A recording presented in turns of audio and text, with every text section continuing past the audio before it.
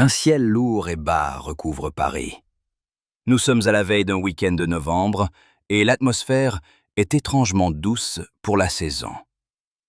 Un voile de nuages gris clair flotte au-dessus des toits d'ardoise, atténuant les contrastes, rendant les contours des immeubles haussmanniens flous, comme s'ils appartenaient à une peinture impressionniste.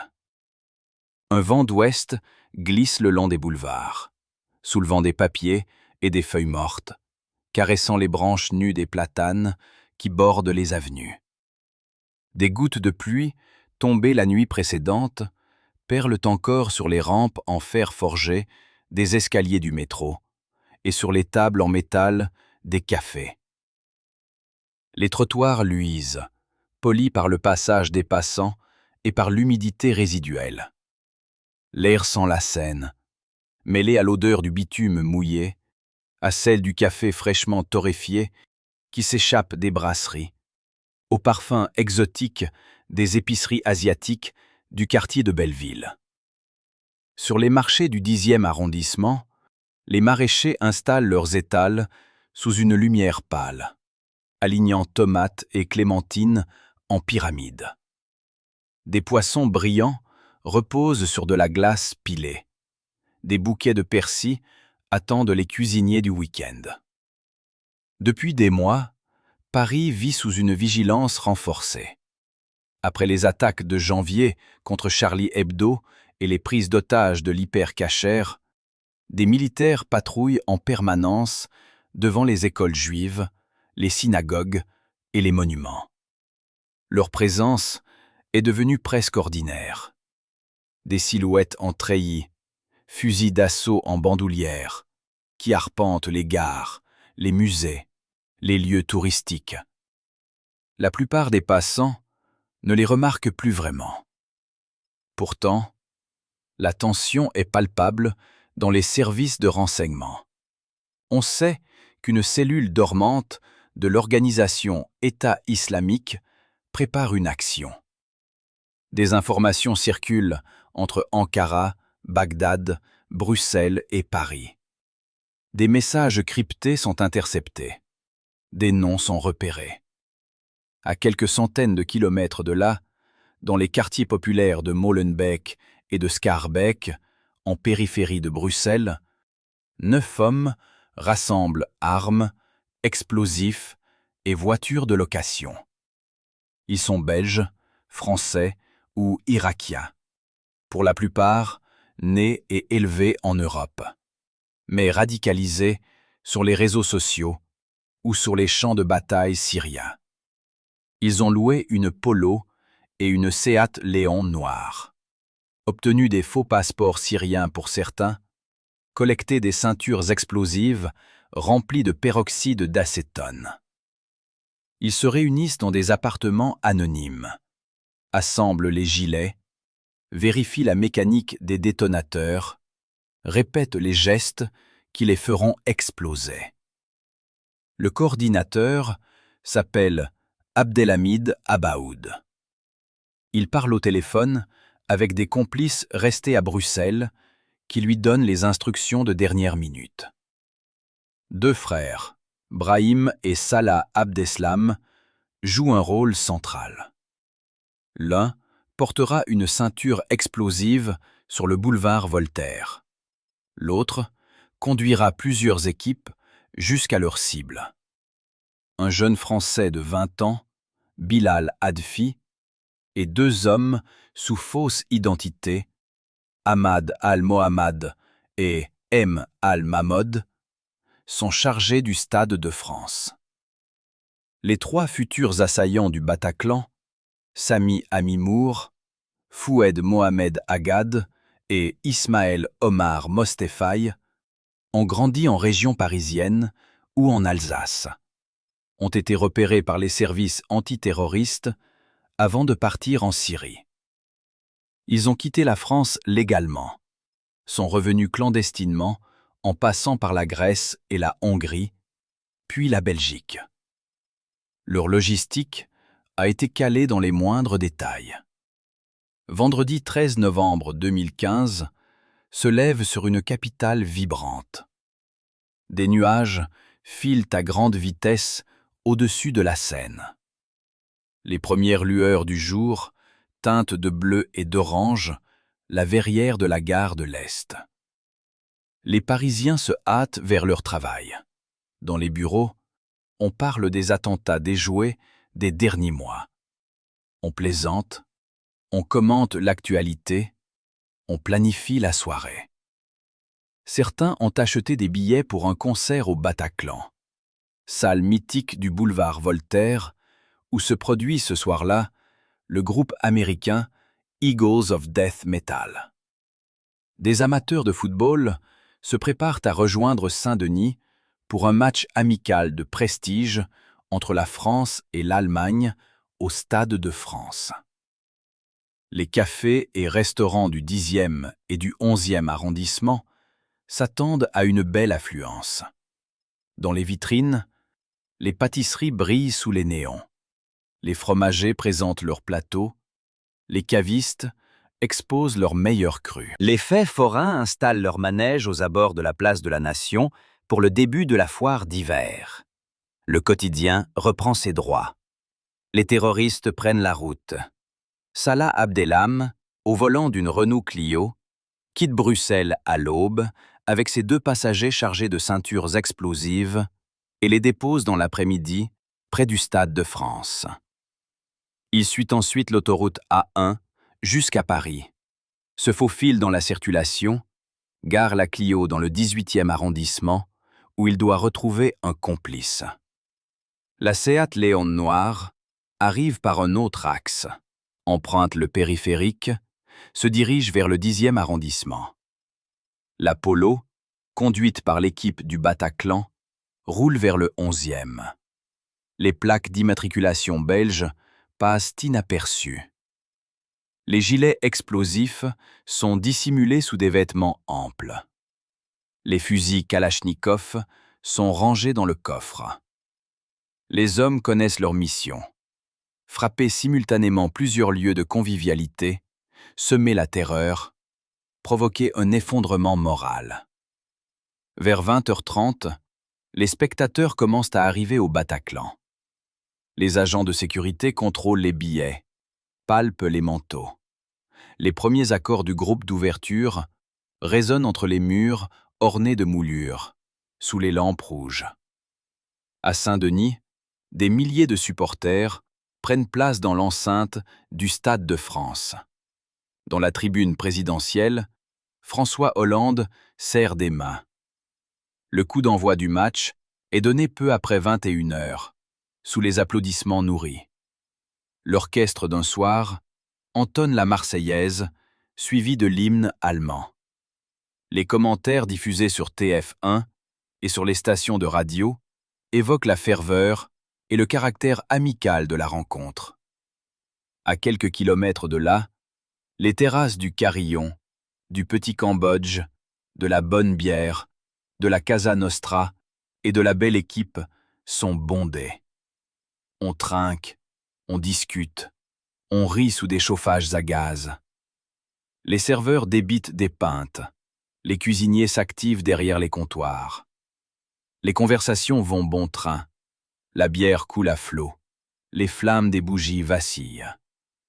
À 21h16, un son sourd et brutal déchire soudain la nuit, à l'extérieur du Stade de France. Un homme s'est fait exploser à l'entrée de la porte D, après avoir été refoulé par un vigile. La boule de feu illumine brièvement la façade, laissant derrière elle un cratère et un corps disloqué. Le souffle projette des éclats de béton et de métal, blesse légèrement quelques personnes. Dans le stade, la plupart des spectateurs croient à un pétard malveillant. Quelques minutes plus tard, à 21h19, une deuxième détonation survient près de la porte H. Cette fois encore, le kamikaze ne parvient pas à franchir les contrôles. Il se fait exploser, ne tuant que lui-même. Les sirènes commencent à retentir à l'extérieur. Des policiers se précipitent, examinent le sol jonché de débris, sécurisent la zone. Le match continue. Les joueurs n'entendent que des bruits sourds et lointains. Les autorités, voulant éviter un mouvement de foule, ne donnent pas l'alerte. François Hollande est néanmoins exfiltré discrètement par ses gardes du corps et conduit vers le ministère de l'Intérieur. Dans les travées, les spectateurs se regardent, inquiets, puis se reconcentrent sur la pelouse. Le troisième kamikaze, Bilal Hatfi, erre autour du stade, cherche une foule pour se mêler et déclencher sa bombe. Au même moment, à 5 kilomètres de là, la Seat noire s'arrête rue Bichat. Les trois assaillants descendent et ouvrent le feu avec leurs fusils d'assaut. Les balles, tirées en rafale, traversent les vitres et les corps. Les clients attablés au carillon et au petit Cambodge ne comprennent pas ce qui leur arrive. Des verres éclatent, des assiettes volent, des chaises se brisent. Des cris déchirent la nuit, interrompus par des rafales sèches. Les détonations résonnent sur les façades, se propagent dans les rues étroites. Une odeur de poudre et de sang emplit l'air. Les tireurs, imperturbables, marchent de droite et de gauche, arrosant systématiquement la terrasse, la salle intérieure, la façade du restaurant voisin. Des employés se réfugient dans la cuisine, d'autres se jettent au sol pour protéger des clients. Des survivants se cachent derrière le comptoir, compressent leurs plaies, appellent au secours avec leur téléphone. En moins de 2 minutes, 13 personnes gisent au sol, sans vie. Les agresseurs remettent leurs armes à l'épaule, rejoignent la voiture et disparaissent en direction de la rue du Faubourg du Temple. 7 minutes plus tard, la Seat s'arrête de nouveau, cette fois à l'angle de la rue de la Fontaine-au-Roi et du Faubourg du Temple, devant un bar nommé La Bonne Bière. Les trois hommes descendent, se répartissent devant la terrasse et tirent en rafale sur les clients assis. Certains se lèvent instinctivement, tentent de se cacher derrière des tables, d'autres sont fauchés sur place. La même violence se déchaîne ensuite sur la pizzeria Casa Nostra, située quelques mètres plus loin. Les assaillants crient quelque chose en arabe, puis remontent dans la voiture, laissant derrière eux 5 morts et 8 blessés graves. Les sirènes se rapprochent. Les gyrophares éclairent les façades. Des riverains regardent par leurs fenêtres et aperçoivent des silhouettes noirâtres qui s'éloignent. Des témoins paniqués se réfugient dans les immeubles voisins, bloquent les portes, se cachent sous les lits. À 21h36, la même voiture s'arrête rue de Charonne, devant la Belle Équipe. La terrasse est bondée, les clients sont serrés les uns contre les autres. Des groupes de collègues y célèbrent une promotion. Un couple fête un anniversaire. Les 3 terroristes se déploient et tirent sans relâche pendant plusieurs minutes. Les balles percent les chaises, transpercent les corps, brisent les vitrines. Des dizaines de personnes s'écroulent. Des survivants se blottissent sous la barre du bar, se cachent derrière les parois en bois, pris en silence. Le bruit est assourdissant. La poussière et la fumée brouillent la vision. 21 personnes seront tuées ici et 7 autres gravement blessées. Les tireurs remontent ensuite dans la Seat et filent. Dans leur sillage, des gémissements et des pleurs emplissent la rue. Des cris appellent les pompiers, les médecins, n'importe qui. Les premiers policiers arrivent, s'agenouillent pour porter secours, notent l'heure, décrivent la voiture. Tandis que la CAT poursuit sa route, Brahim Abdeslam, l'un des frères du coordinateur, se fait déposer Boulevard Voltaire. Il marche seul sur le trottoir, bordé de platanes, passe devant des vitrines éclairées, vérifie que sa ceinture est bien en place. Devant le comptoir Voltaire, un café fréquenté par des habitués, il pousse la porte, salue poliment le serveur, s'assoit à une table, commande un café. Il porte un sweat à capuche et des vêtements amples pour cacher sa ceinture. Il boit quelques gorgées, regarde les autres clients, des étudiants, des couples, des touristes, puis appuie sur le détonateur. La déflagration souffle les vitres, renverse les chaises, projette des éclats de métal et d'os. Le terroriste meurt sur le coup. 15 personnes sont blessées, dont certaines grièvement. Des cris et des gémissements retentissent. Une odeur âcre de chair brûlée et d'essence envahit le café. Des passants se précipitent, voient des corps ensanglantés, reculent, hurlent. Les pompiers arrivent quelques minutes plus tard et évacuent les blessés vers l'hôpital Saint-Antoine. Pendant ce temps, l'équipe du Bataclan se rapproche de son objectif. La Polo Noire se gare devant la salle de spectacle.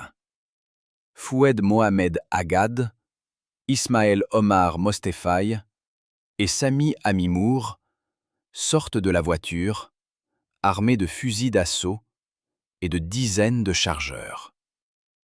Ils longent la façade, pénètrent par une porte latérale laissée entr'ouverte. À 21h40, ils entrent dans la salle où le groupe Eagles of Death Metal entame son morceau Kiss the Devil. Les 3 hommes tuent d'abord le vigile à l'entrée, puis avancent vers la foule. Ils tirent sur les spectateurs massés dans la fosse. Des centaines de personnes plongent au sol, croyant d'abord à un incident technique, avant de comprendre l'horreur. Les détonations se succèdent, sèches, régulières. Les assaillants, méthodiques, rechargent, tirent, crient des slogans contre les interventions françaises en Syrie, déclarent qu'ils veulent venger les musulmans. La foule hurle, court vers les issues, se bouscule, tombe. Certains spectateurs se réfugient derrière le bar. D'autres se cachent dans les loges ou se barricadent dans les toilettes. La scène se transforme en champ de bataille. Des corps s'empilent près de la scène, du balcon. Le sang coule en rigole, se mêle aux boissons renversées, aux câbles électriques. Une odeur de poudre et de métal brûlé sature l'air. Les terroristes montent sur les balcons, tirent sur ceux qui tentent de fuir. Ils rassemblent un groupe d'otages dans un couloir et commencent une longue prise d'otages. Les portables vibrent dans les poches, diffusent des messages de détresse. Les survivants envoient des SMS à leurs proches, écrivent sur les réseaux sociaux. Certains se glissent dans les faux plafonds, brisent des cloisons pour s'enfuir sur les toits. Sur les ondes radio de la police, les appels d'alerte se multiplient. Fusillade rue Bichat, explosion boulevard Voltaire, prise d'otages au Bataclan. Les premières équipes du RAID et de la BRI sont dépêchées sur place. Les ambulances se dispersent dans les rues, sirènes hurlantes. Les piétons se figent, se collent au mur. Au centre de commandement, on tente de cartographier la situation, d'identifier les cibles. Le préfet de police annonce qu'il s'agit d'attaques multiples. Les forces de l'ordre verrouillent les quartiers du 10e et du 11e arrondissement. Les pompiers installent des postes médicaux avancés dans les restaurants transformés en infirmeries improvisées. Des médecins en blouse blanche arrivent en courant depuis l'hôpital Saint-Louis, se mettent à genoux dans la rue pour intuber des blessés, posent des garrots. Des volontaires arrachent leurs ceintures, lient les membres amputés. La chaussée est jonchée de débris, de balles, de chaussures, de sacs à main ouverts, de portefeuilles, de téléphones éclatés. Les gyrophares teintent de bleu les façades. Au Stade de France, la troisième explosion survient à 21h53, à proximité d'un fast-food, tuant le dernier kamikaze.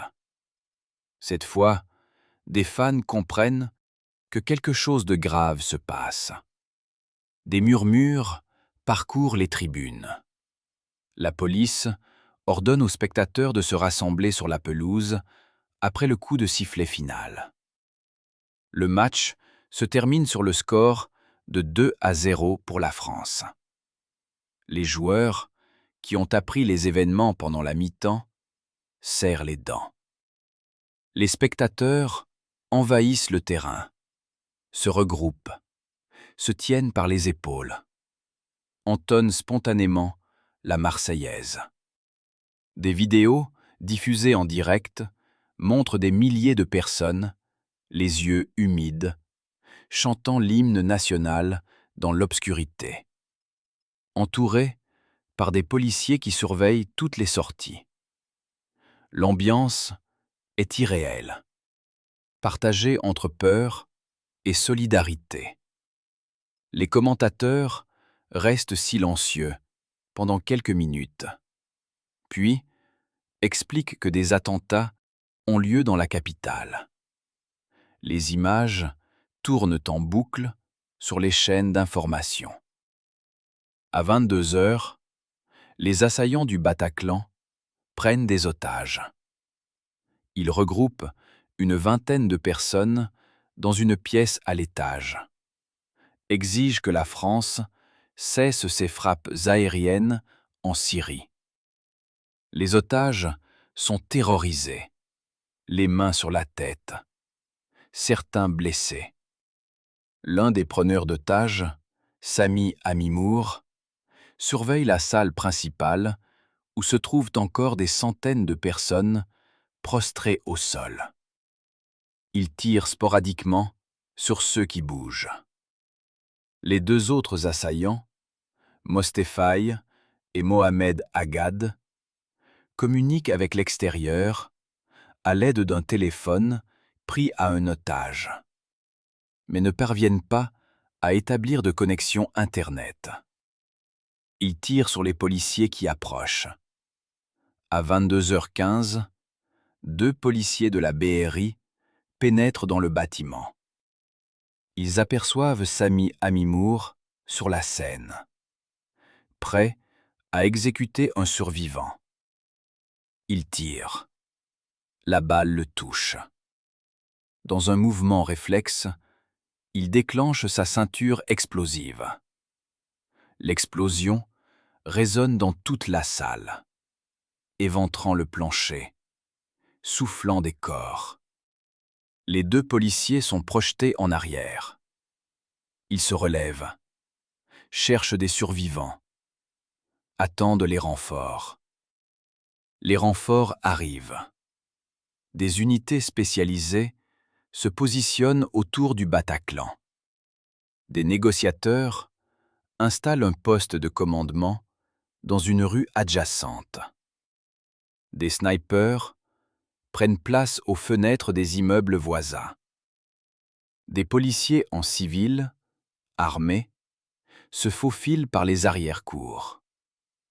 Les pompiers se tiennent prêts à intervenir. Les forces de sécurité improvisent un plan. Gagner du temps, sauver des vies, neutraliser les assaillants. On entend encore des coups de feu sporadiques à l'intérieur. Des cris jaillissent, puis s'estompent. Des messages d'otages, envoyés en cachette, décrivent la situation. À l'extérieur, des proches attendent, les yeux fixés sur l'entrée, serrant les mains, priant. Les médias demandent des informations. Les autorités demandent de ne pas donner de détails sur l'assaut en cours. Pour préserver. Vers 23h30, les unités du RAID et de la BRI progressent à l'intérieur du Bataclan. Une partie de l'équipe évacue des survivants en les faisant courir sous les balles. D'autres montent les escaliers en acier, protégés par des boucliers, avancent dans le couloir où sont retenus les otages. Les terroristes utilisent les otages comme boucliers humains. Ils menacent de les tuer si les forces interviennent. Les négociateurs tentent de discuter, d'obtenir du temps. Les assaillants répètent leurs revendications, exigent un document signé attestant du retrait de la France du Moyen-Orient. Les échanges durent près d'1 heure. Les otages, tremblants, écoutent les échanges, entendent les balbutiements, sentent l'odeur de sueur, de sang, de poudre. Dans la salle principale, des survivants, entassés derrière le bar, entendent les bruits de pas, les murmures, les cliquetis des armes. Ils ne savent pas si l'assaut est imminent, s'ils doivent courir. Des gens écrivent leur dernière volonté sur leur téléphone. À minuit 20, les forces d'élite lancent l'assaut final. Elles font exploser la porte, pénètrent en force dans la pièce. Des échanges de tirs éclatent. Les policiers protègent les otages avec leurs boucliers, les poussent vers l'escalier. Un des terroristes déclenche sa ceinture et se fait exploser, se coupant en 2. L'autre est abattu alors qu'il tente de descendre les escaliers. En 3 minutes, tout est terminé.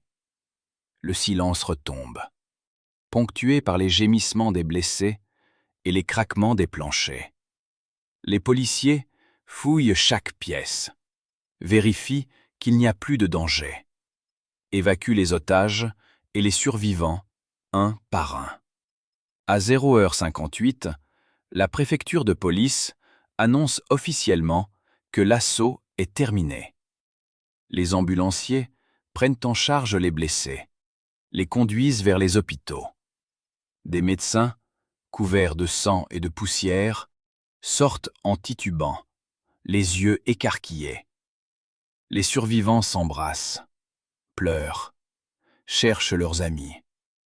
Certains ont perdu leurs chaussures, leurs manteaux, leurs téléphones. Ils avancent, nus, couverts de sang, de poussière, de sueur, dans la lumière crue des projecteurs. Les habitants des immeubles alentours applaudissent discrètement depuis leur balcon, en pleurant. Dans les heures qui suivent, les bilans s'alourdissent. Au total, 130 personnes ont été tuées et plus de 350 blessées. Les attaques ont visé des lieux de détente et de culture, frappé des anonymes. Les hôpitaux de Paris sont en état d'alerte maximale. Des médecins, des chirurgiens, des infirmiers, des anesthésistes se relaient toute la nuit pour opérer, soigner, consoler. Des brancards s'alignent dans les couloirs. Des familles se serrent dans les salles d'attente. Au matin, des photos des victimes circulent. Des étudiants en architecture, des employés de start-up, des journalistes, des musiciens, des artisans, des amoureux, venus écouter de la musique. L'humanité multicolore de Paris se lit dans leurs visages. Sur les réseaux sociaux, des hommages affluent du monde entier. La tour Eiffel, éteinte dans la nuit du 13 novembre, se pare de noir. De nombreux monuments à travers le monde s'illuminent aux couleurs bleu, blanc, rouge. Des rassemblements spontanés se tiennent place de la République, place de la Bastille, place de la Nation. Des gens déposent des bougies, des fleurs, des messages. Les portes ouvertes se multiplient. Des habitants invitent des inconnus à se réfugier chez eux. Les taxis offrent des courses gratuites pour permettre aux gens de rentrer. Les chauffeurs de VTC font de même. Des files se forment devant les centres de transfusion sanguine. Dans la nuit du 13 au 14 novembre, le président Hollande déclenche le plan Alpha Rouge, fermant temporairement les frontières et déclarant l'état d'urgence sur l'ensemble du territoire français. Les mesures lui permettent d'ordonner des perquisitions sans mandat, des assignations à résidence et l'interdiction de manifestation. Dès le lendemain, les forces de l'ordre lancent des opérations dans plusieurs quartiers d'Île-de-France et dans d'autres régions. Des appartements sont perquisitionnés, des armes saisies, des personnes placées en garde à vue. Dans les gares, les aéroports, les frontières, les contrôles sont renforcés. Des milliers de militaires sont déployés dans les rues de Paris. Les écoles restent fermées pendant 3 jours. Les déplacements scolaires sont annulés. Les compétitions sportives sont suspendues. La salle du Bataclan est quadrillée par des enquêteurs qui collectent des indices, prennent des photos, font des relevés balistiques. Les terrasses attaquées sont recouvertes de bâches et de rubans de balisage. Les victimes sont identifiées. Des proches sont reçus par des psychologues, accompagnés par des gendarmes, pour reconnaître les corps à la morgue de l'Institut médico-légal. Le 14 novembre, en soirée, l'organisation État islamique revendique les attaques, qualifiant Paris de capitale de la perversion, et expliquant avoir agi en représailles des bombardements français en Syrie et en Irak. Le président Hollande parle d'un acte de guerre, attribué à une armée terroriste. Il annonce des frappes intensifiées contre l'organisation en Syrie. Le Parlement se réunit le 16 novembre en congrès à Versailles pour prolonger l'état d'urgence. Les députés et les sénateurs écoutent la Marseillaise dans une enceinte marquée par l'émotion. Votent quasi à l'unanimité la prolongation de l'état d'urgence pour 3 mois. Des perquisitions administratives sont menées dans tout le pays. Des mosquées salafistes sont fermées. Des personnes soupçonnées d'extrémisme sont assignées à résidence. Dans les jours qui suivent, l'enquête progresse. La Seat, abandonnée à Montreuil, est fouillée. On y trouve 3 fusils d'assaut Zastava, des chargeurs plats, des couteaux. Les policiers retracent la location de la voiture à un garage de Molenbeek. Ils identifient les tireurs, Abdelhamid Abaoud, Brahim Abdeslam et Shakib Akrou. Dans la Polo, garée près du Bataclan, les enquêteurs découvrent un ticket d'horodateur de Molenbeek. En recoupant ces indices avec les relevés téléphoniques, ils reconstituent la chronologie des déplacements. Ils diffusent les photos de Salah Abdeslam, décrit comme dangereux et armé. L'homme est passé par plusieurs contrôles de police à la frontière belgo-française, mais n'a pas été arrêté. Il a finalement rejoint Bruxelles, où il sera caché par des complices. Le 15 novembre, la France lance une série de frappes aériennes massives sur Raqqa, capitale de facto de l'État islamique en Syrie. Les Rafales larguent des bombes sur des dépôts d'armes, des centres de commandement. Sur le plan intérieur, les policiers et gendarmes quadrillent Molenbeek, effectuent des interpellations. Les autorités belges coopèrent étroitement avec leurs homologues françaises. La tension est palpable dans le quartier, où de nombreux journalistes affluent. Les habitants dénoncent l'amalgame entre islam et terrorisme, craignent des représailles. Les journaux belges expliquent que certains terroristes des attentats de Paris sont également impliqués dans la préparation d'attaques à Bruxelles. Le 18 novembre, à 4h20 du matin, les forces spéciales françaises lancent un raid à Saint-Denis, une commune voisine de Paris, sur un appartement situé rue du Corbillon. Les services de renseignement ont localisé le coordinateur des attentats, Abdelhamid Abaoud, grâce à la surveillance téléphonique d'une cousine, Asna Haït Boulassen. Les policiers du RAID et de la BRI, appuyés par des militaires, encerclent l'immeuble. Ils posent des charges explosives sur la porte. Mais la porte blindée résiste, les obligeant à entrer par les fenêtres. Les échanges de tirs sont nourris. Des milliers de cartouches sont tirées en quelques heures. Un chien policier, Diesel, est tué par les terroristes. Vers 7h20, une explosion plus forte retentit. L'un des suspects déclenche sa ceinture explosive, provoquant l'effondrement d'un étage. Les forces de l'ordre reçoivent des renforts. Des hélicoptères survolent le quartier. Les habitants, terrorisés, se réfugient dans les cages d'escalier, entendent le vacarme des explosions et des tirs. Les écoles restent fermées. Les routes sont coupées. À 8h20, l'assaut est terminé. 3 terroristes sont morts. 5 personnes sont interpellées. La cousine d'Abaoud, Asna Haït Boulassen, fait partie des morts. Les enquêteurs identifient les corps grâce aux empreintes. Abdelhamid Abaoud est l'un d'eux. Un autre des morts est Shakib Akrou, l'un des tireurs des terrasses. La mort du coordinateur porte un coup sérieux à la cellule. Mais un suspect majeur manque toujours. Salah Abdeslam. Les perquisitions continuent. Le 26 novembre, la police belge retrouve des traces de Salah dans un appartement de la commune de Forêt, à Bruxelles. Une fusillade éclate lors de la perquisition.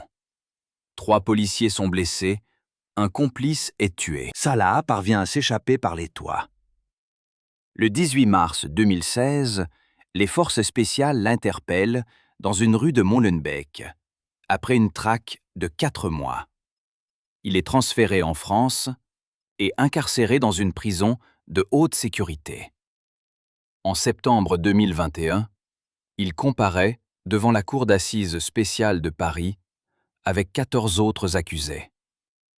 Lors de son procès, il écoute les témoignages des victimes, répond aux questions du président du tribunal, exprime des regrets pour les victimes, mais affirme qu'il n'a pas tué, qu'il a renoncé à se faire exploser. La justice le condamne à la réclusion criminelle à perpétuité incompressible. Dans les mois et les années qui suivent les attentats, la société française est profondément marquée.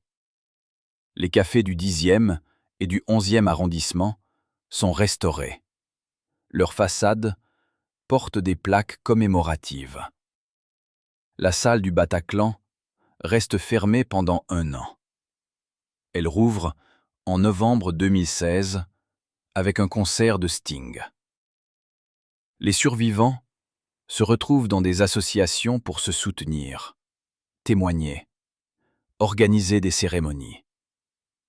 Les pouvoirs publics renforcent la lutte contre le terrorisme, créent des unités de renseignement, votent de nouvelles lois sur la surveillance.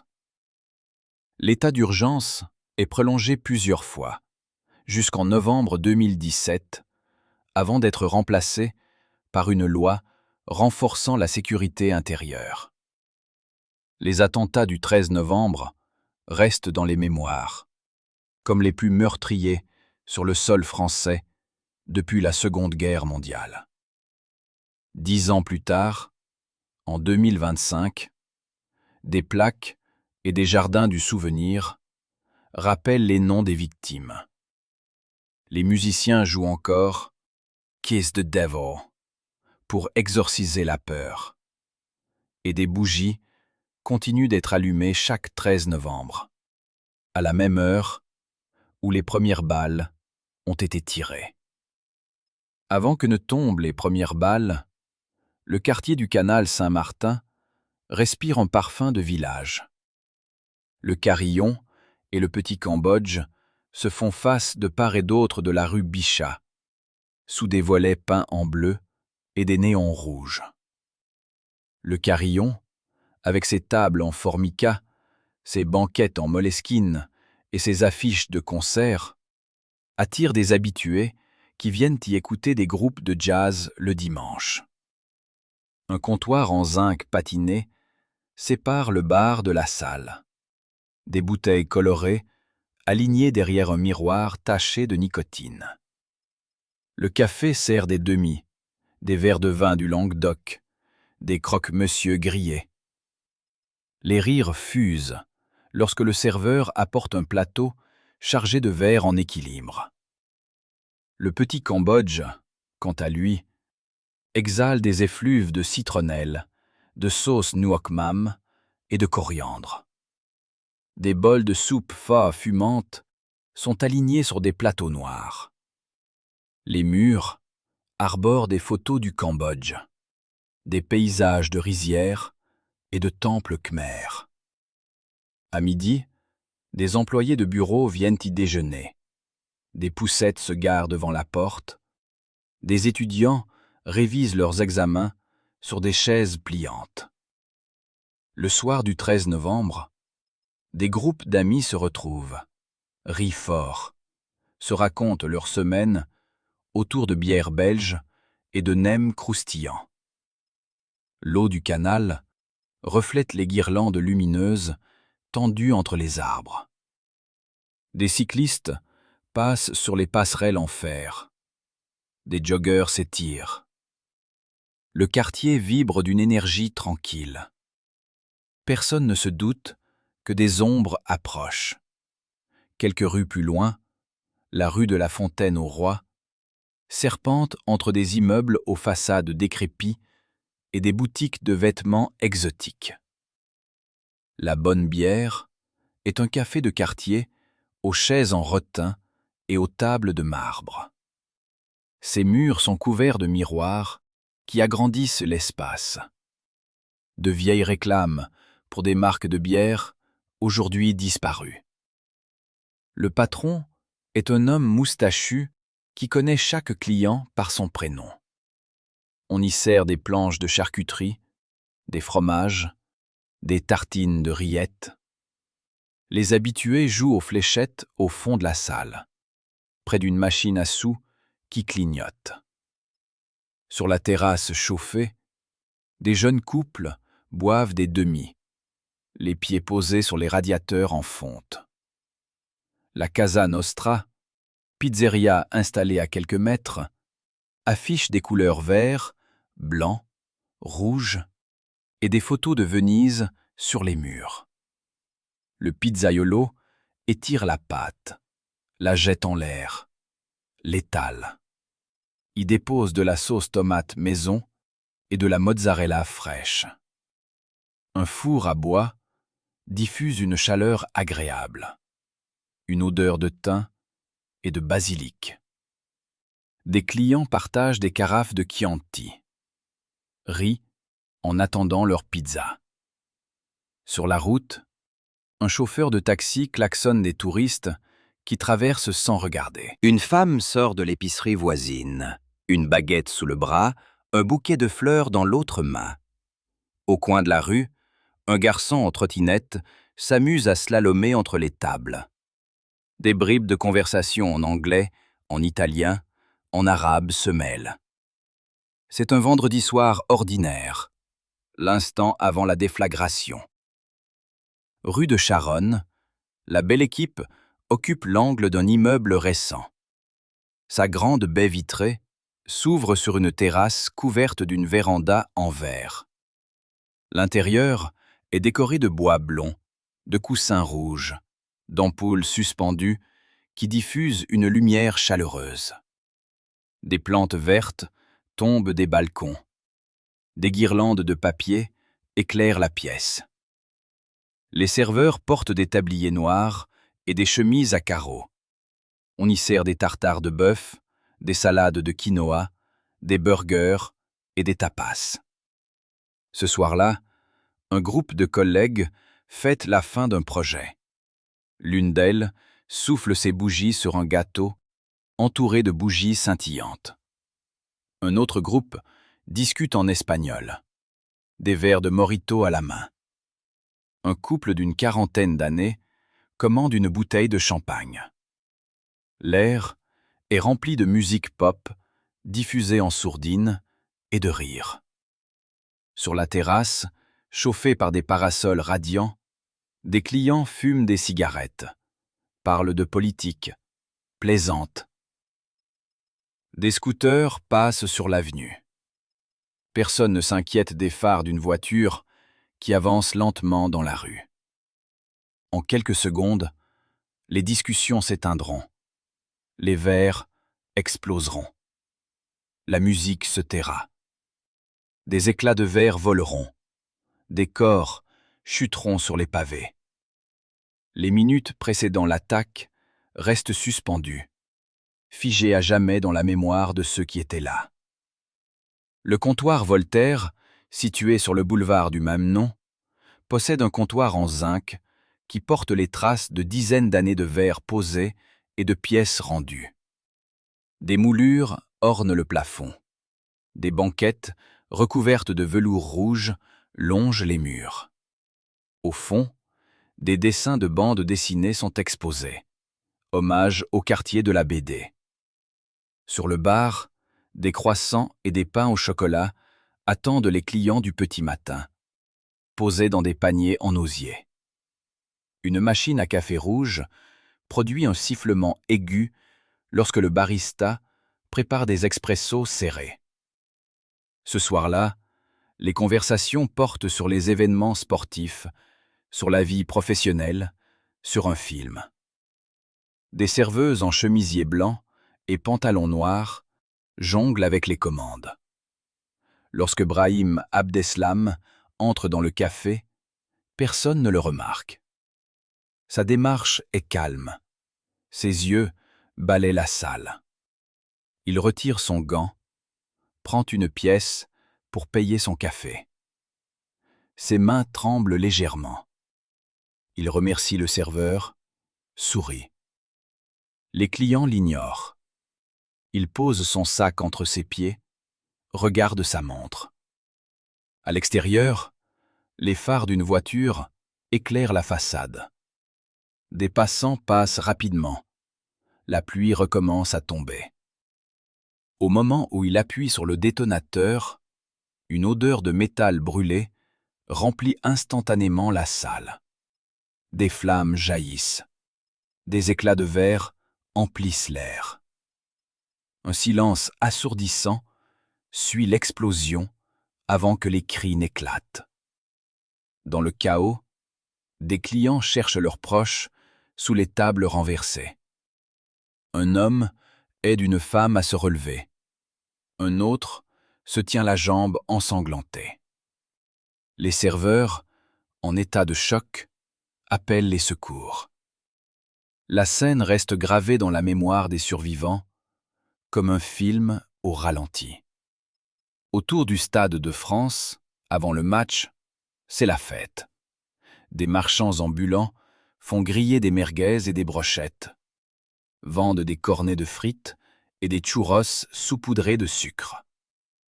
Les effluves de viande grillée se mélangent à l'odeur d'herbe humide de la pelouse.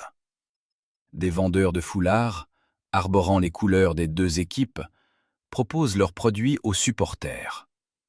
Les stands officiels vendent des maillots, des écharpes, des t-shirts à l'effigie des Bleus. Des familles arrivent en nombre, parents et enfants vêtus de bleu, blanc, rouge. Des groupes de supporters allemands chantent des slogans et boivent des bières. Les contrôles de sécurité se multiplient. Des portiques détecteurs de métaux sont installés autour du stade. Des agents de sécurité palpent les sacs, vérifient les billets. Les 3 kamikazes se présentent à ces portiques, vêtus de survêtements de club de football, sans billets. Le premier se voit refuser l'entrée. Il s'éloigne de quelques mètres, se retourne, hésite. Dans sa tête, les consignes sont claires. Se faire exploser au milieu de la foule. Mais il ne parvient pas à franchir la barrière. Il presse un bouton, disparaît dans une explosion. Ses morceaux de corps retombent sur le bitume. Les 2 autres, frustrés, errent autour de l'enceinte. L'un tente de rejoindre un attroupement au pied de l'escalier, mais n'y parvient pas. L'autre se perd dans un couloir, demande son chemin à une passante avant d'actionner sa ceinture près d'un fast-food, tuant un passant et se mutilant. Les personnes qui se trouvent à quelques dizaines de mètres sentent le souffle, entendent un bruit de tonnerre, voient un flash lumineux et se baissent instinctivement. Des confettis noirs retombent dans un nuage de fumée. À l'intérieur du stade, le jeu continue. Les entraîneurs sont prévenus discrètement. Ils décident de maintenir la rencontre pour éviter un mouvement de foule.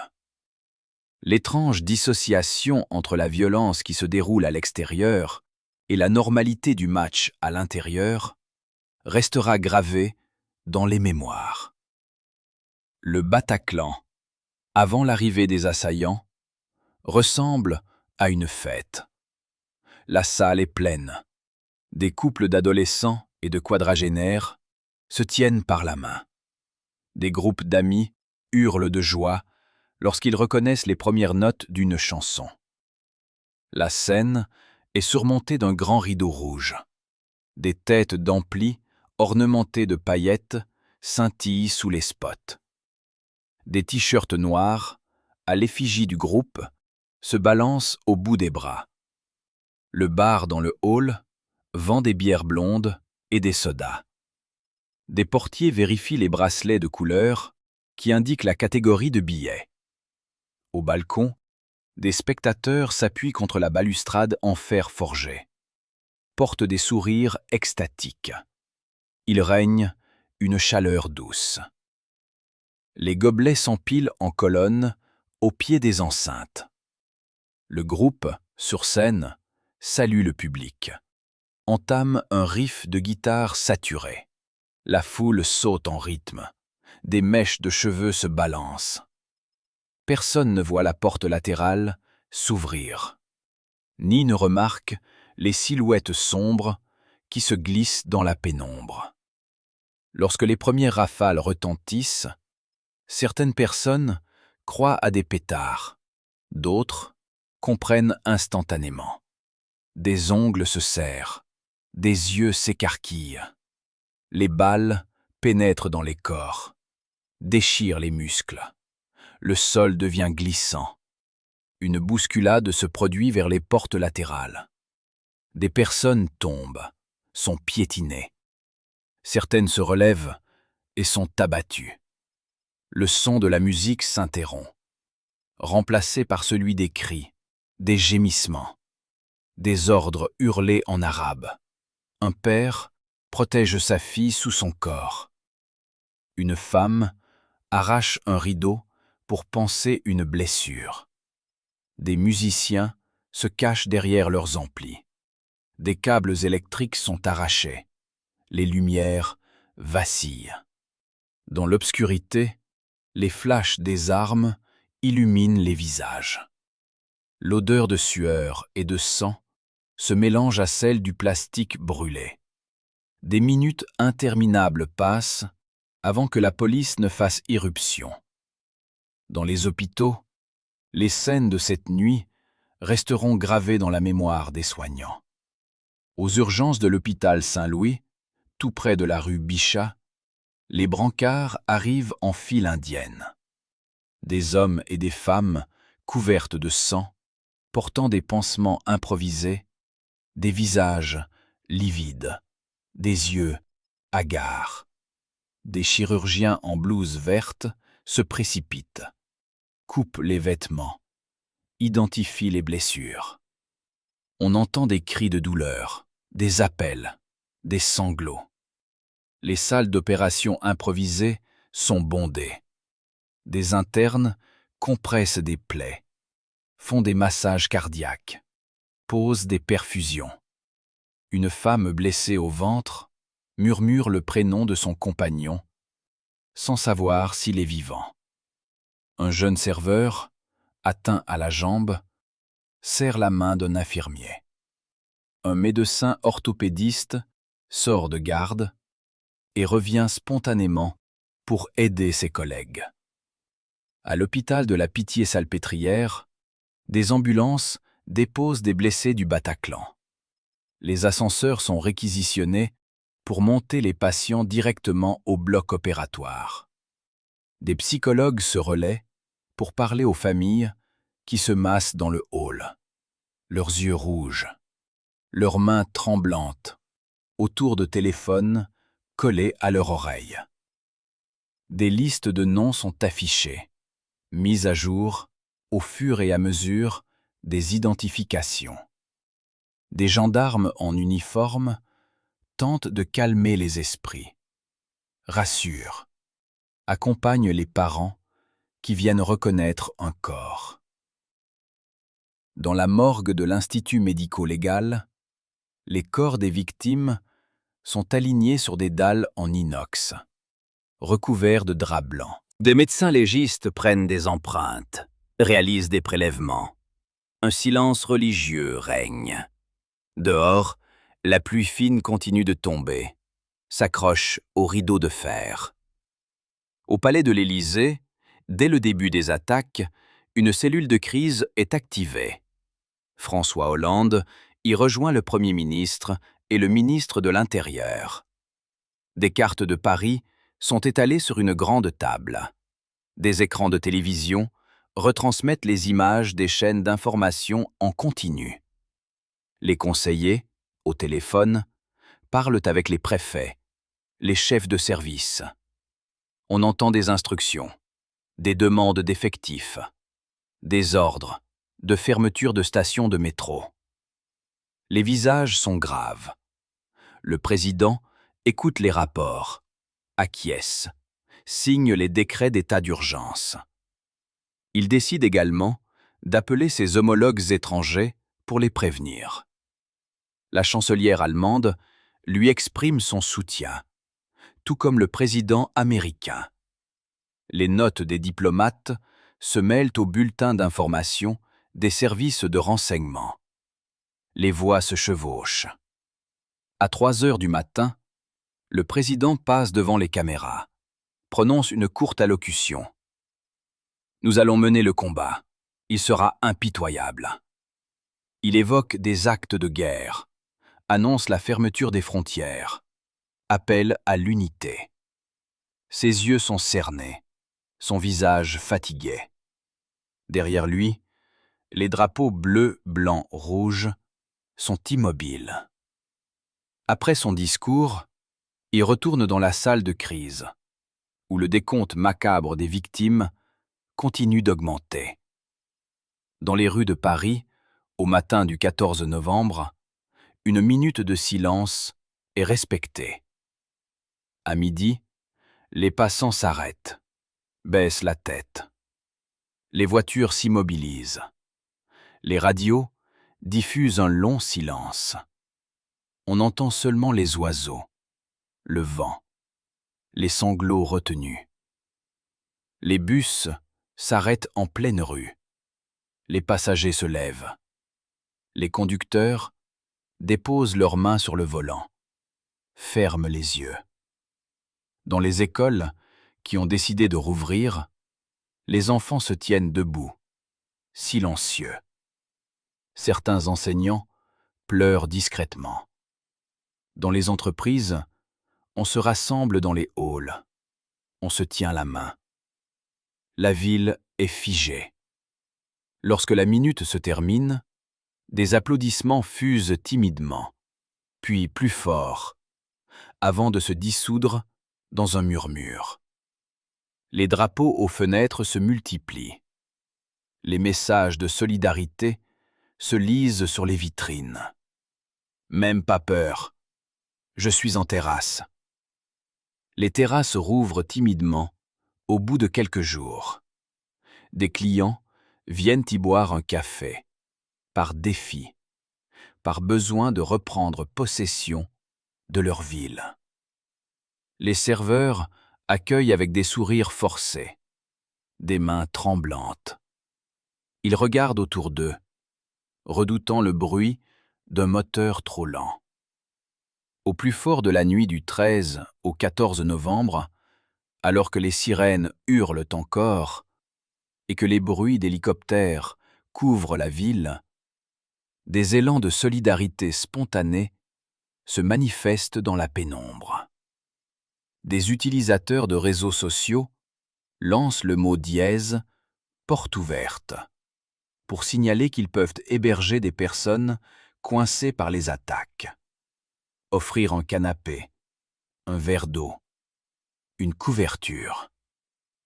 Ces messages se propagent rapidement, recueillent des centaines de réponses, orientent des inconnus vers des appartements sûrs.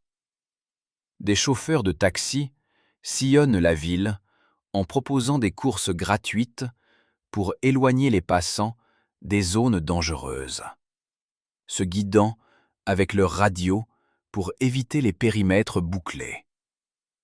Des habitants sortent dans les rues avec des bouteilles d'eau, des plaids, des pansements, aident des blessés à marcher, mettent des manteaux sur des épaules tremblantes. Dans les heures qui suivent, des files d'attente se forment devant les centres de transfusion sanguine de l'établissement français du sang. Sous une pluie fine, des hommes et des femmes patientent pendant des heures pour donner leur sang. Certains encore vêtus de leurs vêtements de soirée, d'autres en jeans et blousons. Les équipes médicales sont débordées, mais émues par cette mobilisation. Elles offrent des jus d'orange et des biscuits, accueillent ceux qui ne peuvent pas donner de sang en raison de leur groupe, mais qui insistent pour aider.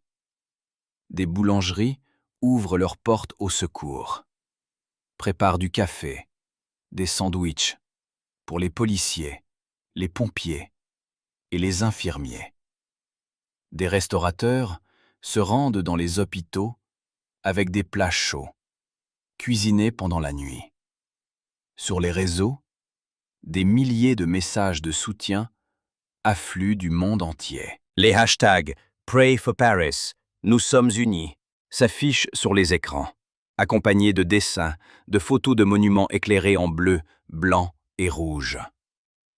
Les familles des victimes utilisent ces plateformes pour rechercher un parent, une amie, un collègue. Des bénévoles créent des feuilles de calcul partagées pour centraliser les informations sur les disparus, appellent les hôpitaux, mettent en relation les proches avec les services de secours. Dans la confusion, des inconnus se serrent la main, se prennent dans les bras, réconfortent ceux qui pleurent. Au matin, des fleurs et des bougies commencent à s'accumuler devant les terrasses, sur les trottoirs encore jonchés de débris. Des enfants déposent leurs peluches, des adolescents accrochent des dessins sur les clôtures. Cette mobilisation populaire, improvisée, organique, répond à la violence par une solidarité concrète, désintéressé. Au-delà des frontières, le choc se diffuse comme une onde. Dans la nuit du 13 novembre, la tour Eiffel, symbole de Paris, s'éteint en signe de deuil avant de se rallumer aux couleurs tricolores les jours suivants. À Berlin, la porte de Brandebourg est illuminée de bleu, blanc et rouge. À Londres, Tower Bridge, le London Eye et Trafalgar Square revêtent ces mêmes couleurs. À Sydney, l'opéra affiche le drapeau français. À Rio de Janeiro, le Christ rédempteur s'habille de lumière. Dans les stades de football d'Europe, le lendemain, des minutes de silence sont respectées. La Marseillaise est jouée. Des joueurs portent des brassards noirs. À New York, des centaines de personnes se rassemblent devant le consulat de France, déposent des bougies, chantent des chansons françaises. À Montréal, des citoyens forment des veillées improvisées sur le plateau Mont-Royal. Sur les réseaux sociaux, des millions d'utilisateurs ajoutent un filtre tricolore à leurs photos de profil pour exprimer leur solidarité. Les messages les responsables politiques affluent. Ils expriment leur compassion, offrent leur aide, promettent de renforcer la lutte contre le terrorisme. À Rome, le pape prononce une prière spéciale pour les victimes. Aux Nations Unies, le Conseil de sécurité observe une minute de silence. Dans les capitales du Maghreb et du Moyen-Orient, des voix dénoncent la barbarie, rappellent que la majorité des victimes du terrorisme sont des musulmans. Des artistes reportent leurs concerts, des cinémas annulent des avant-premières, des musées ferment par respect. Dans les jours qui suivent, les manifestations publiques reprennent néanmoins.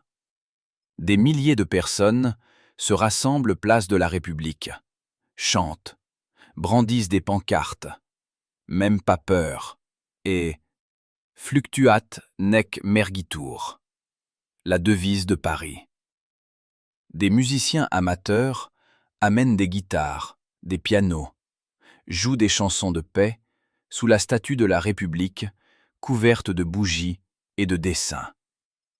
Des imams, des prêtres, des rabbins se tiennent côte à côte, appellent à l'unité. Des touristes photographient ces hommages silencieux.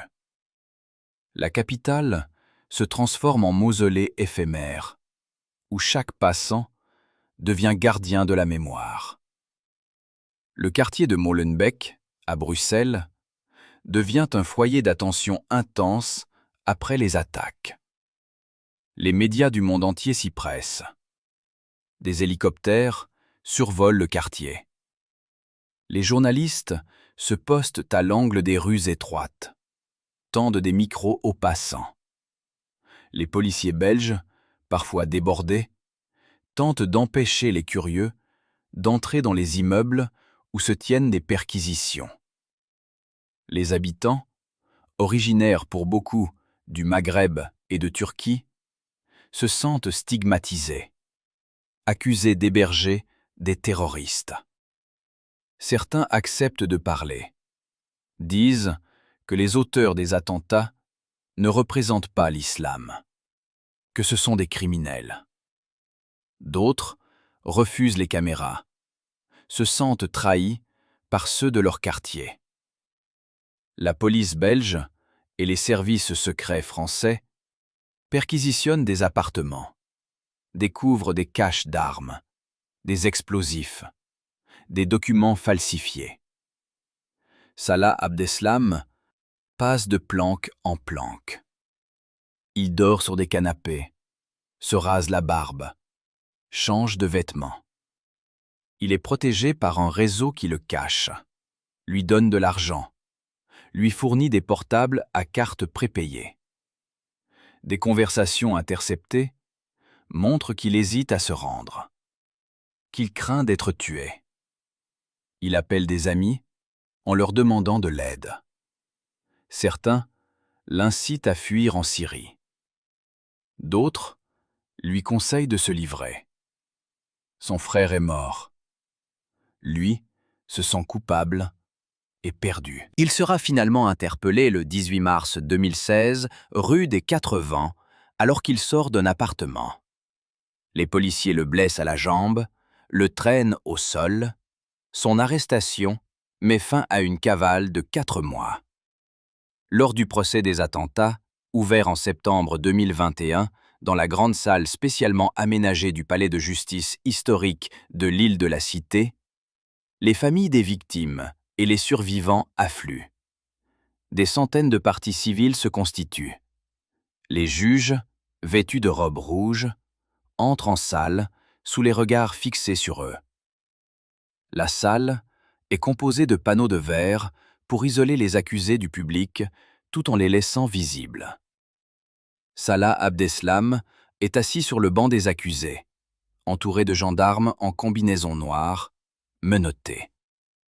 Il écoute, parfois les yeux baissés, parfois fixant ceux qui viennent témoigner. Les avocats des parties civiles lisent des noms, des histoires. Un jeune architecte qui allait se marier. Une étudiante américaine en échange à Paris. Un père de famille venu écouter de la musique. Une serveuse qui faisait un double service ce soir-là. Les témoins racontent le bruit des balles, l'odeur de la poudre, la sensation du sang qui coule. Certains tremblent, d'autres craquent en plein témoignage. La salle écoute en silence. Les journalistes écrivent. Abdeslam prend la parole, déclare qu'il est membre de l'État islamique, qu'il regrette la mort des victimes, mais qu'il n'a pas tué. Ces déclarations provoquent l'indignation dans la salle. Les juges le questionnent sur ses contacts, sur le déroulement de la soirée. Il répond, parfois de manière évasive, parfois précise. Il raconte qu'au dernier moment, il n'a pas osé se faire exploser, qu'il a abandonné sa ceinture. Les autres accusés, des complices présumés, restent silencieux ou expriment des regrets. Après 9 mois d'audience, le verdict tombe. Salah Abdeslam est condamné à la prison à perpétuité incompressible. Les autres accusés à des peines allant de 2 ans à 30 ans de prison. Les familles des victimes sortent partagées entre la satisfaction de voir la justice rendue et la souffrance toujours présente. Sur le long terme, la société s'adapte. L'état d'urgence devient la norme pendant 2 ans. Des soldats patrouillent dans les gares, les aéroports, les gares routières, les centres commerciaux. Des bornes de béton sont installées aux entrées des rues piétonnes pour empêcher des véhicules d'y pénétrer. Les Français se rendent à leurs concerts ou à leurs terrasses après être passés par des portiques, des fouilles. Les festivals sont encerclés de barrières. Des agents de sécurité supplémentaires sont engagés. Les déplacements scolaires sont encadrés par des protocoles. Dans les métros, des annonces demandent de surveiller les bagages abandonnés. Dans les écoles, des exercices attentats, intrusions sont organisés. Des enfants se cachent sous les tables lorsque retentit une alarme. Dans les entreprises, des postes de référent sûreté sont créés. Les professionnels de l'hôtellerie et de la restauration suivent des formations pour reconnaître les comportements suspects. Malgré tout, la vie reprend. Les Parisiens retournent en terrasse. Ils lèvent leurs verres au ciel, rient, pleurent parfois, en pensant à ceux qui ne reviendront pas. Des chansons sont écrites, des livres publiés, des films réalisés pour raconter ces heures sombres. Des sculptures commémoratives sont installées. Une plaque gravée sur le mur du carillon, un banc souvenir devant la bonne bière, un arbre planté devant la belle équipe. La place de la République devient un lieu de recueillement permanent. Les anonymes y déposent des dessins, des poèmes, des drapeaux, des messages d'amour. Chaque 13 novembre, à 21h17, des cérémonies ont lieu devant les sites des attaques. Des familles allument des bougies, lisent des noms, versent des larmes. Des survivants se prennent dans les bras, se soutiennent. Des enfants, nés après 2015, posent des questions à leurs parents, découvrent l'histoire de ces attentats. La mémoire se transmet. Le deuil s'inscrit dans la durée. Le traumatisme s'estompe progressivement, mais il subsiste. Les attentats du 13 novembre ont modifié le rapport des Français à la sécurité, à la liberté, à la ville. Ils ont fait surgir un sentiment de vulnérabilité, mais aussi une capacité de résistance et de solidarité. Les destins brisés, les héroïsmes anonymes, les drames intimes continuent de vivre à travers les récits, les chansons, les photographies, les regards. Le lundi suivant les attentats, à midi, la ville entière s'interrompt. Dans les bureaux vitrés de la Défense, dans les salles de classe, dans les ateliers, les marteaux se reposent, les écrans se figent. Les rames de métro s'arrêtent entre deux stations. Les chauffeurs allument leurs feux de détresse, descendent sur les voies. Sur les places, des centaines de personnes se tiennent debout, la tête basse, les mains jointes. Les sirènes des casernes et des usines se mettent à hurler, déclenchant la minute de silence officielle. Le bruit s'efface soudain, laissant place au frisson du vent sur les feuilles, au bourdonnement lointain d'un compresseur, au tintement d'une chaîne dans un chantier. Des policiers figés devant leur véhicule baissent la tête. Des écoliers serrent les mains de leurs camarades. Des employés se tiennent derrière les vitrines. Sur les chantiers, les grues s'immobilisent. Les ouvriers retirent leurs casques et les serrent contre leur poitrine. Des chauffeurs routiers bloqués sur le périphérique sortent de leur cabine et posent leurs mains sur la carrosserie. La minute dure, longue, lourde. Des larmes coulent sur des joues. Des inconnus se regardent, se prennent dans les bras. Dans les jardins du Luxembourg, les joggeurs ralentissent, s'arrêtent, respirent profondément. La cloche de Notre-Dame sonne, résonne sur la Seine.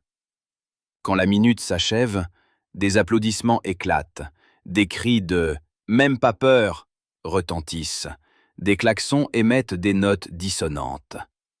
Un homme lève son enfant sur ses épaules, lui explique qu'il faut se souvenir. La vie reprend, mais la ville est transformée, imprégnée de la mémoire de cette suspension.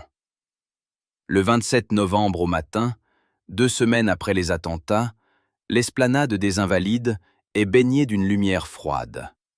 Le ciel est bas. Les feuilles de ginkgo gisent en tas dorés au pied des statues de marbre. Sous l'immense dôme doré, 130 cercueils recouverts d'un drapeau tricolore sont alignés en rang parfait, encadrés par des militaires en uniforme d'apparat. Des familles arrivent lentement, vêtues de noir, certaines soutenant des proches qui chancellent. Des banderoles portant des photos des victimes sont accrochées aux balustrades. Des officiers en gants blancs portent les cercueils sur leurs épaules. Leurs pas résonnent sur les pavés.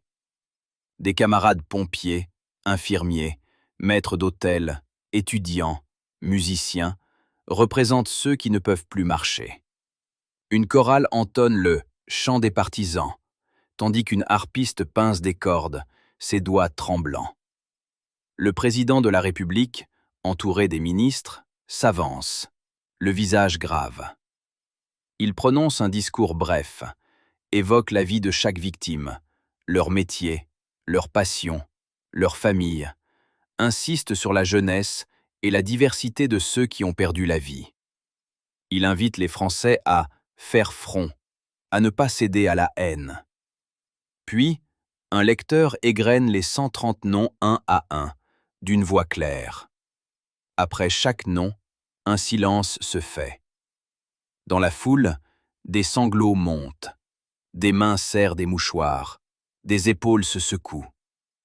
Des oiseaux survolent la cour, indifférents à la douleur terrestre. Quand le dernier nom est lu, la Marseillaise est jouée par la garde républicaine. Les gens se lèvent, entonnent l'hymne, la voix brisée. Certains n'arrivent pas à chanter, d'autres crient « Liberté !» à pleine voix. Les cercueils sont ensuite mis dans des corbillards noirs qui quittent lentement la cour, sous les yeux des proches. Les drapeaux de la cour d'honneur sont mis en berne. À l'issue de la cérémonie, les familles se rapprochent, posent leurs mains sur le bois des cercueils, murmurent des mots, déposent des roses. Une pluie fine commence à tomber, se mêlant aux larmes et aux pétales. Dans les heures et les jours qui suivent les attaques, des centaines de personnes restent introuvables. Des parents, des amis, des collègues sillonnent les hôpitaux, les commissariats, les morgues, affichent des photos souriantes sur des poteaux, des abribus, des murs. Des feuilles. À 4 barrés de recherchés ou disparus ornent les grilles des écoles, les portails des jardins. À chaque visage, un prénom, un âge, une description. Tatouage de rose sur l'épaule. Porte une chemise à carreaux, cheveux bruns, yeux noisettes. Des noms sont partagés sur les réseaux sociaux avec le hashtag Recherche Paris. Des bénévoles créent un centre d'appel improvisé dans une salle municipale, répondent à des centaines de coups de téléphone, notent des informations, rassurent, dirigent vers la cellule de crise du Quai d'Orsay. Des familles se relaient devant l'Institut médico-légal de la Pitié-Salpêtrière, où des psychologues et des gendarmes les accueillent. L'air y est frais, saturé d'odeurs de désinfectants. Des couloirs blancs s'étirent vers des salles froides. On y demande aux proches de décrire les bijoux que portaient leurs disparus, leurs vêtements, d'évoquer une cicatrice, une particularité physique. Des listes sont mises à jour sur des tableaux blancs. Des familles pleurent, se serrent, attendent. Certaines reviennent plusieurs fois. L'espoir s'amenuise au fil des jours. D'autres reçoivent un appel confirmant que leur proche est sain et sauf, hospitalisé sous un autre nom, parfois dans un état grave. L'attente interminable ronge. Quand la liste des morts est finalement publiée, l'espoir se transforme en certitude tragique. Les avis de recherche sont recouverts de fleurs, de messages de condoléances. Les photos restent accrochées pendant des semaines, tournées vers la rue, témoignant de vies brusquement interrompues. Dans les services de réanimation des hôpitaux parisiens, les médecins et les infirmiers travaillent sans relâche. Des blessés sont étendus sur des lits, reliés à des appareils qui bipent doucement. Des perfusions coulent, des respirateurs soufflent. Certains ont des éclats d'obus dans les jambes, des balles dans le dos, des fractures ouvertes, des brûlures au visage. Les chirurgiens opèrent nuit et jour, retirent des projectiles, suturent des artères. Des anesthésistes se relaient pour endormir, réveiller. Des kinésithérapeutes passent dans les chambres, font bouger des mains, des pieds, réapprennent à leurs patients à se lever, à marcher, à tenir un verre. Dans les salles d'attente, des proches patientent, mangent des sandwichs, consultent leur téléphone, consultent les bulletins médicaux. Des psychologues circulent, proposent des entretiens, parlent de stress post-traumatique, de cauchemars, d'odeurs qui reviennent. Les survivants racontent la peur, la culpabilité d'être vivants, les cauchemars où ils entendent encore les cris et les tirs. Certains ne supportent plus les feux d'artifice, sursautent au bruit d'une moto. D'autres ne peuvent plus entrer dans une salle de concert, dans un cinéma, dans un métro sans éprouver de tachycardie. Des associations se créent. 13 11 15, Life for Paris, Mémorial 98. Elles organisent des groupes de parole, des séances d'art-thérapie, des ateliers d'écriture. Des survivants se retrouvent chaque semaine, parlent de leurs progrès, de leurs rechutes. Ils échangent des numéros, s'envoient des messages la nuit lorsqu'ils ne parviennent pas à dormir. Ils réapprennent à rire ensemble, à aller dans un bar, à écouter de la musique. Certains racontent comment un inconnu leur a sauvé la vie en maintenant une compression sur leurs plaies. D'autres se souviennent d'avoir rampé sous des sièges, d'avoir simulé la mort pour échapper aux terroristes. Ces fragments de mémoire deviennent la trame de leur reconstruction. Le 12 novembre 2016, la façade du Bataclan a été restaurée. Les échafaudages ont disparu, une marquise flambant neuve surplombe le trottoir. Les lettres rouges de l'enseigne scintillent à nouveau. Des fleurs ont été gravées dans la pierre, des plaques portant le nom des 90 victimes ont été installées près de l'entrée. Ce soir-là, un concert marque la réouverture. Les billets se sont envolés en quelques minutes. Des survivants ont été invités. À l'intérieur, le parquet a été changé, les murs repeints, les fauteuils du balcon remplacés. L'odeur du neuf se mêle à celle du passé. Les porteurs d'armes en civil contrôlent les sacs. On fouille, on vérifie, on rassure. Les spectateurs entrent en silence, prennent place. Quand les lumières s'éteignent, une voix annonce qu'une minute de silence va être observée en hommage aux victimes. La salle se fige. On entend le souffle de centaines de personnes, quelques sanglots. Puis la voix de Sting résonne, accompagnée de sa guitare. Il chante « Fragile » en anglais et en français. Les mots tombent, poignants. En ces temps difficiles, l'amour et la compassion sont nos armes.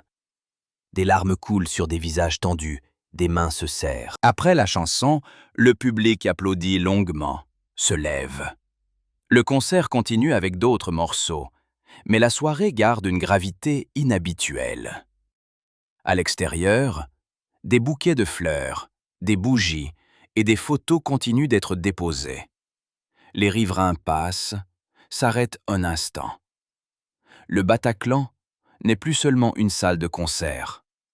Il est devenu un symbole de résilience.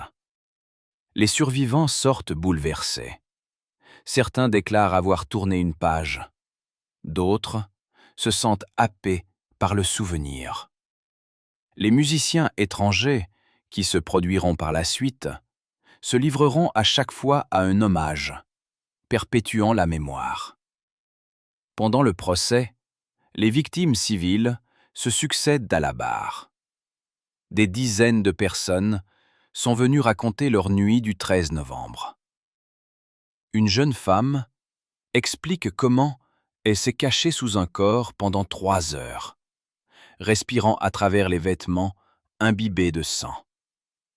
Un homme raconte qu'il a chanté doucement pour garder conscience, qu'il a tenu la main de son voisin qui agonisait. Une infirmière, venue en concert avec des amis, dit qu'elle a utilisé ses premiers gestes de secouriste dans le noir, comprimer des plaies avec des t-shirts, qu'elle a demandé à Dieu de la sauver. Un guitariste du groupe, blessé à la main, raconte son retour sur scène 1 an plus tard. Les témoins décrivent le bruit assourdissant des kalachnikovs, la vision d'étincelles, la fumée épaisse, l'odeur métallique du sang. Ils parlent de leurs cicatrices qui tirent, de leurs rêves qui reviennent en boucle. Dans la salle, on entend des sanglots étouffés. Les juges écoutent, impassibles, prennent des notes. Les avocats de la défense posent des questions précises. L'accusé principal fixe parfois les témoins, parfois regarde ses pieds. Le temps du tribunal, chaque détail est disséqué, replacé dans la chronologie. Les témoignages s'achèvent souvent par un silence lourd, suivi d'applaudissements des parties civiles. Certains témoins sortent en larmes et sont pris en charge par des psychologues. Ils disent qu'ils témoignent pour ne pas laisser les terroristes écrire l'histoire. Le procès se transforme en catharsis collective, en lieu de mémoire vivante. Au fil du temps, les survivants reprennent peu à peu goût à la vie.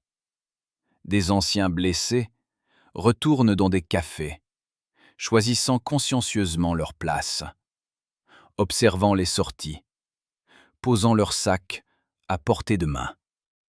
D'autres acceptent de remettre les pieds dans des salles de concert, ressentant le trac au moment où la lumière s'éteint, se serrant les uns contre les autres lorsque la musique démarre, puis se laissant submerger par l'énergie de la foule. Des parents emmènent leurs enfants au parc, se rappellent l'odeur du sang et de la poudre en regardant des balançoires, apprennent à leur faire confiance. Des couples se forment dans des groupes de parole. Des amitiés se nouent autour d'un souvenir partagé. Chacun réinvente son quotidien, compose avec la douleur, la transforme en élan pour avancer, et découvre que la résilience est un travail constant, discret, souvent invisible, mais essentiel.